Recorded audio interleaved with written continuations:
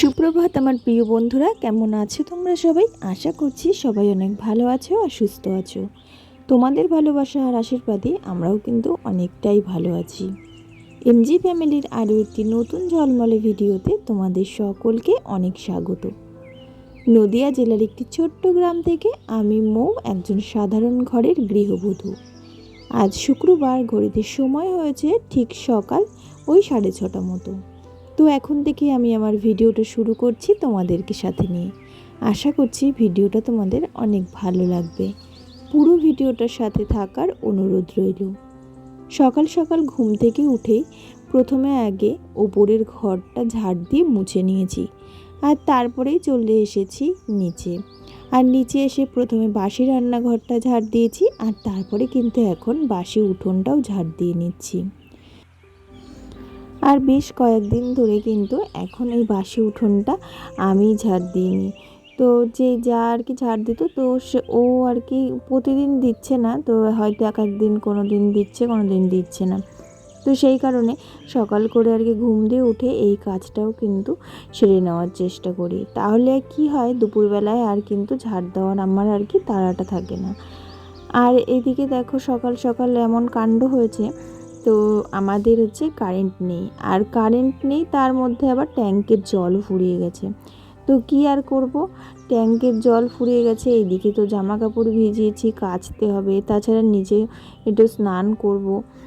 তো সেই কারণে চলে আসলাম এই যে পাশে কাকা শ্বশুরদের এই যে কল রয়েছে, চাপ কল, তো সেই চাপ কলে কাজ করতে।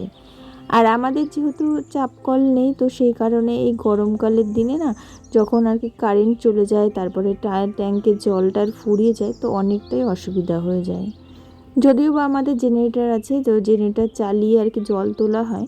তো এই সময়টা না বাড়িতে আর কি ছেলেরা আর কি কেউ ছিল না, তো সেই জন্য আর জেনারেটরটাও চালায়নি। এবার আর কি ওপরে মেয়ে, ছোটো মেয়ে, বড়ো মেয়ে সব ঘুমোচ্ছিল।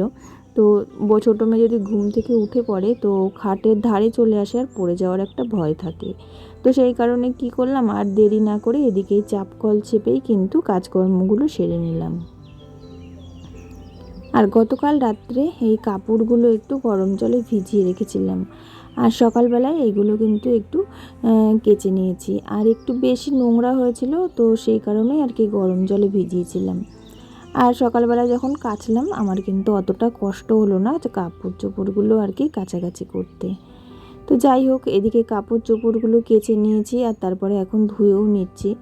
আর স্নানটাও আজকে কিন্তু এই চাপ কলেই সেরে নেব, কেননা যেহেতু জল নেই, তো স্নানও করতে হবে। তো তারপরে এদিকে সকালবেলায় মনাকে খাওয়াচ্ছি যখন বসে, তখন প্রায় সকাল 8:30 মতো বাজে। তো এই দেখো আমাদের বাড়ির উঠোনে দুটো শালিক পাখি এসছে, তো সেটাই তোমাদের সঙ্গে একটু শেয়ার করলাম।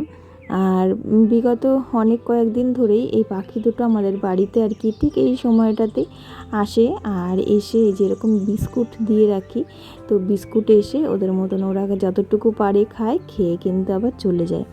ঠিক মানে 8টা থেকে 9টার মধ্যে পাখি দুটো আসবেই। মানে কি বলবো, একটা অভ্যাস হয়ে গেছে। তো প্রতিদিন যেহেতু বিস্কুটটা আর কি দেওয়া হয়, তো সেই কারণে খাবার জন্যে চলে আসে তাড়াতাড়ি করে। আর এদিকে মনাকেও আমি খাইয়ে নিচ্ছি বসে এখানে, আর ওদিকে বড় মেয়েও বসে রয়েছে, আর ছোটো মেয়েও রয়েছে। আর আজকে সুজি ছিল না, তো সেই কারণে কি খাওয়াবো করে লাস্টে এই যে একটু দুধ দিয়ে মুড়ি দিয়ে ভিজিয়েছি। তো এই খাবারটাই ওকে আর কি খাইয়ে দিচ্ছি। তো ভাবছিলাম খাবে কি খাবে না, তো যাই হোক মোটামুটি খেয়েছে।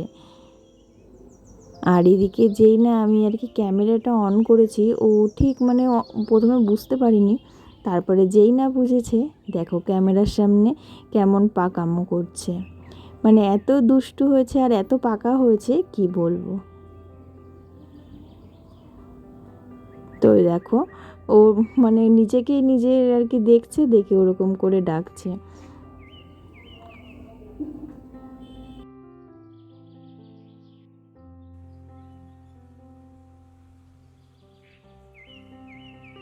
আর মনাকে খাওয়ানো হয়ে গেছে, এখন আমি চলে এসেছি রান্নাঘরে। আর রান্নাঘরে এসেই দেখছি যে কয়েকটা মাছ এনেছে, তো সবার প্রথমেই আগে মাছগুলোকে ধুয়ে নিলাম, আর তারপরে আর অন্য সমস্ত কাজে হাত দেব। কেননা যেহেতু আষ্টে জিনিসের কাজ, তো ভাবলাম আগে এই কাজটাই সেরে নিই। না হলে আবার অন্য কাজ করতে করতে তখন আবার এই আঁশটাতে হাত দিতে হবে। তো সেই কারণে মাছগুলো আগেই ধুয়ে নিলাম। জীবনে চলার পথে জীবনসঙ্গীটি যদি সঠিক হয় তাহলে জীবনে কিন্তু আর কোনো কিছুরই প্রয়োজন হয় না। সেই জীবনসঙ্গীটা যদি আমার খেয়াল রাখে, আমাকে ভালোবাসে, আমাকে একটু শান্তি দিতে পারে, তাহলে আর কি চাই। তবে প্রত্যেকটা বাড়ির মেয়ে বউরা কিন্তু সমান নয়। আমি আমার দিকের কথাটা বললাম, যে আমি কিন্তু যদি আমার জীবনসঙ্গীটা আমাকে এই সমস্ত কাজগুলো করে আর তাছাড়া আমাকে দুবেলা দুমুঠো খেতে দেয় আর একটা পরনের শাড়ি দেয়, তবে সেটাও যে অনেক দামি হতে হবে এমনও কোনো কথা নেই। আর ছোট ছোট যে সমস্ত আশাগুলো থাকে, তো অবশ্যই সেগুলো যেন পূরণ করার চেষ্টা করে। তবে যে পূরণ করতে হবে এমনটাও কথা নেই। প্রত্যেকটা মানুষই তো আশা নিয়েই বাঁচে, তবে কটা মানুষের আশা পূরণ হয়।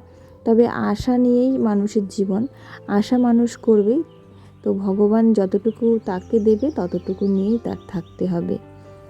আর এদিকে মাছগুলো ধোয়া হয়ে গেছে, আর তারপরে আমি দেখো উপরে চলে এসেছি। আর ওপরে এসে এই দেখো জামা কাপড়গুলো তো পুরো রোদে পুড়ে একদম পাঁপড় ভাজা হয়ে যাচ্ছে, আর তাড়াতাড়ি করে জামা কাপড়গুলো কিন্তু তুলে নেব। আর ওইদিকে রান্নাঘরের কাজকর্ম আজকে কিন্তু সব হয়ে গেছে, আর সেগুলো তোমাদের সঙ্গে আজকে আর শেয়ার করলাম না। আর মনাকে স্নান করিয়ে ওপরে নিয়ে চলে এসেছি, আর তার সাথে কিন্তু আমাদের সকালকারের খাওয়াও হয়ে গেছে। তো এখন আর আমার সেভাবে কোনো কাজকর্ম নেই, তো এখন কিন্তু একটু মনার সাথে আমিও একটু পাশে শুয়ে রেস্ট নেব। আর তাছাড়া ফোনের কিছু কাজ আছে, এডিটিংয়ের বলো, ভিডিওর ক্ষেত্রে বলো, তো সেই সমস্ত কাজগুলোই করব।